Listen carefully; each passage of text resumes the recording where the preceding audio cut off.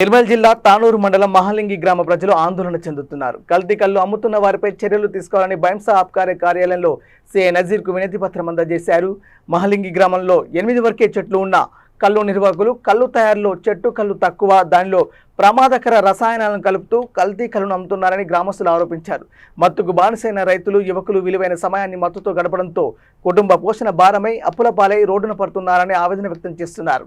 ఈ సందర్భంగా excise CI మాట్లాడుతూ తనిఖీల్లో ఎలాంటి మత్తు పదార్థాలు లభించలేదని సిఐ తెలిపారు. నివేదికపై అధికారులను పంపి తదుపరి చర్యలు తీసుకుంటామని తెలిపారు.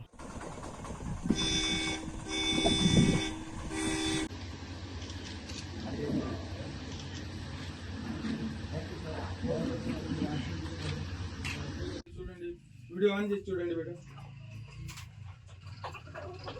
వీడియో ఆన్ చేసి చూడాలి.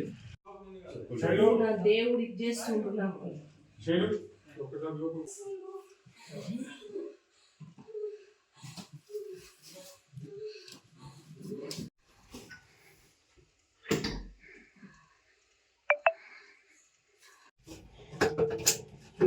ఫుల్ చేసేది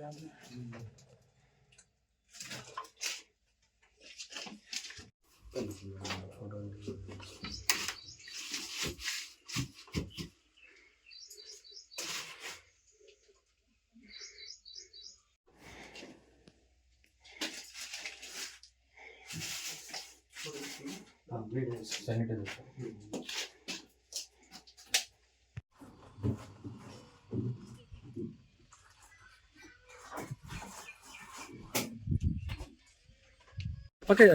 గౌరవ ఎక్సైజ్ సూపరింటెండెంట్ నిర్మల్ గారు, జిల్లా కలెక్టర్ నిర్మల్ గారి ఆదేశానుసారం ఈరోజు మేము మహాలింగి గ్రామానికి వచ్చాం.